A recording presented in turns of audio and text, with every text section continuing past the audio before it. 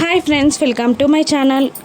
Coma నుండి నాగు బయటికి రాగానే భూమి కలవడానికి వెళ్తుంది. ఇక డాక్టర్ ఇలా అంటుంటాడు, ఇంత తొందరగా ఈయన కోమా నుండి బయటికి వస్తాడని అనుకోలేదు, చాలా సంతోషంగా ఉంది అని డాక్టర్ అంటూ ఉంటాడు. ఇక నాగుతో డాక్టర్ ఇలా చెప్తూ ఉంటాడు, మిమ్మల్ని కోమా నుండి బయటికి తీసుకురావడానికి ట్రీట్మెంట్ ఇప్పించింది ఈవిడే, మిమ్మల్ని కాపాడింది ఈవిడే అని భూమిని డాక్టర్ చూపిస్తూ ఉండగా నాగు సంతోషంగా కృతజ్ఞత భావంతో భూమిని చూస్తూ ఉంటాడు. ఇక డాక్టర్ వెళ్ళిపోగానే భూమి నాగుతో మాట్లాడుతూ ఉంటుంది. ఇక అపూర్వ కూడా అప్పుడే అక్కడికి వచ్చి నాగుతో మాట్లాడుతున్న భూమిని చూసేస్తుంది. ఇక నాగు ఇలా అంటుంటాడు భూమిని, నా ప్రాణాలని మీరు కాపాడారా తల్లి అని అడుగుతుండగా ఇక భూమి నవ్వుతూ ఉంటుంది. ఇక భూమి నాగుని ఇలా అడుగుతూ ఉంటుంది, నేను శోభాచంద్ర కూతుర్ని అని చెప్పారు కదా,